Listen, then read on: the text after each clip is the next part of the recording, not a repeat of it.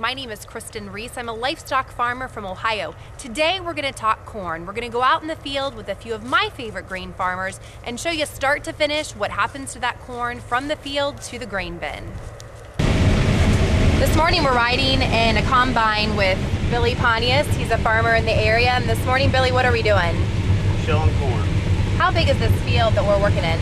200. Billy, if you don't mind telling me a little bit about the inside of the cab of this combine. It's kind of a technologically advanced combine. Tell me about these controllers up here.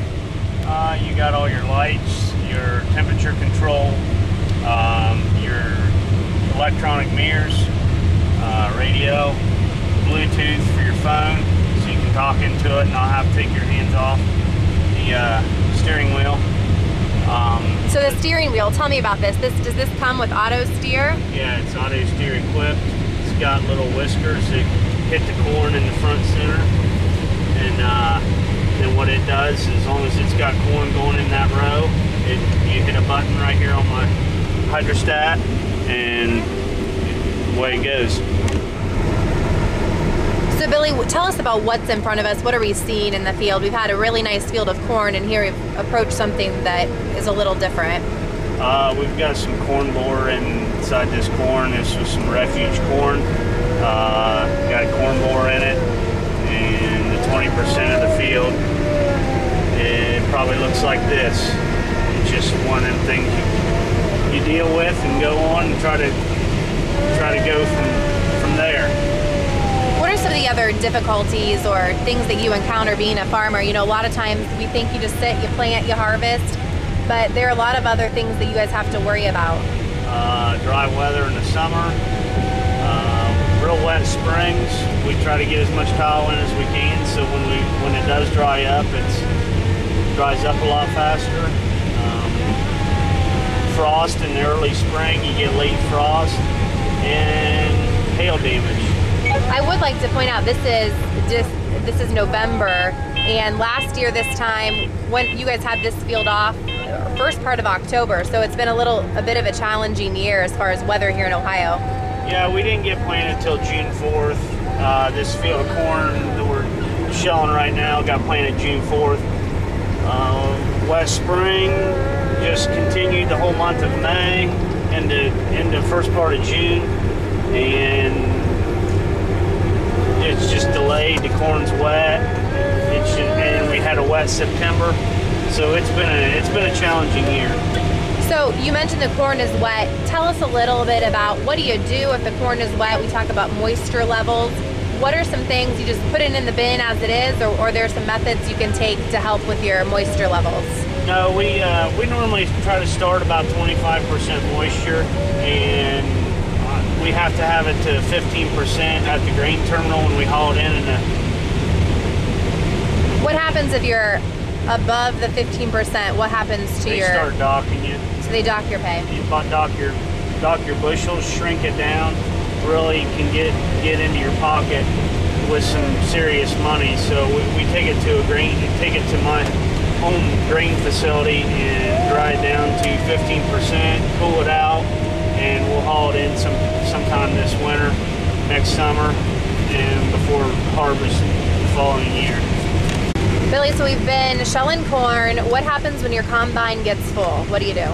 We dump it into a grain cart, which then in essence takes it to the semi that heads to the grain facility, keeps the efficiency of the combine running. So we are moving right now. We don't even need to take the time to stop and fill up. How many bushels of corn does the combine hold? 400.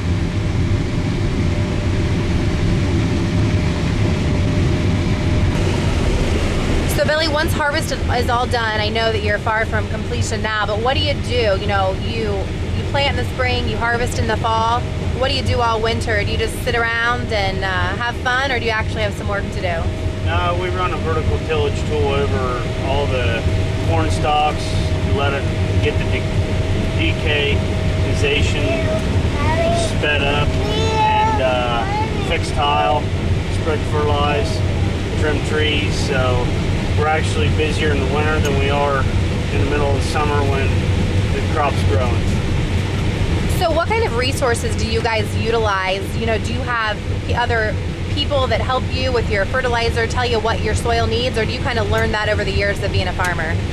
We have retailers, we have soil test guys that come out and soil test it, send it to a laboratory, see what it calls for, and apply it as needed. And a lot of it's just different types of ground, take different practices of farming. How long have you been farming, Billy? 10 years. Well, thanks so much for letting us ride along today. We greatly appreciate it. Not a problem.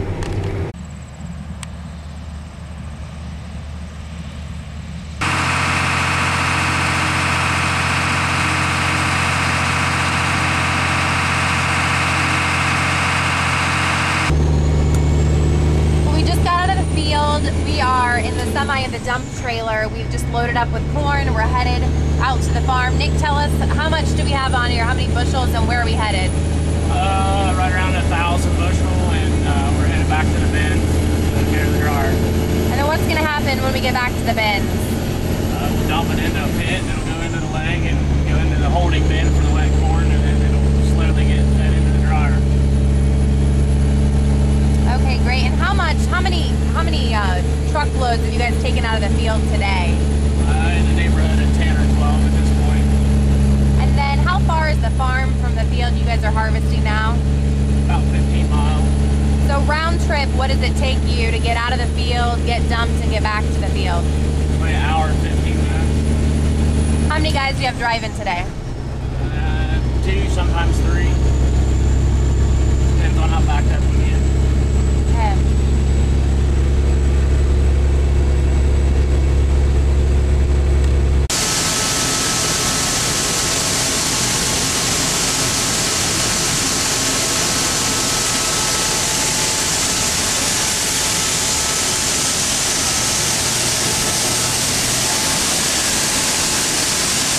So Nick, tell me what you guys are doing now. We just check the moisture every load to keep track of what we got coming to the dryer.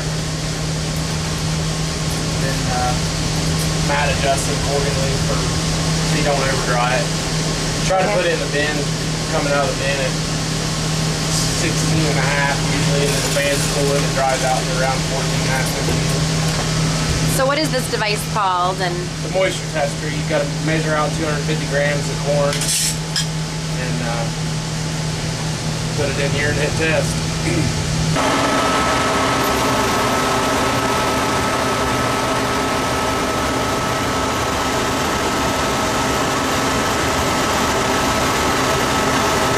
I'm here with Matt Henwood now. We have reached the farm. What's happening, Matt? We've just seen the corn being dumped from the dump truck. What's going on now? We dump in the pit, it goes up the leg out here, and there's a splitter pipe on the top of the leg that if the dryer's calling for corn at the time, it can go straight to the dryer. If not, it can go into this wet bin, what we call it. It's a small holding bin, and it stays in there until the dryer calls for corn. If there's not a truck you're dumping at the time, that auger will kick on underneath that bin and keep the dryer full. The dryer's running, it's drying about 900 bushels an hour right now. And then once it gets dry, it comes out an auger out of the front of the dryer and blows into an air system. It goes up to the top of the bins and fills whichever bin we're selected at the time to fill. So once all your bins are full, what's going to happen to the corn, and where will you take it next? We'll have contracts with either Cargill and Circleville or ADM in Columbus, and that's where most of our corn goes. Some of the Cargill corn will go to the ethanol plant in Blueberg.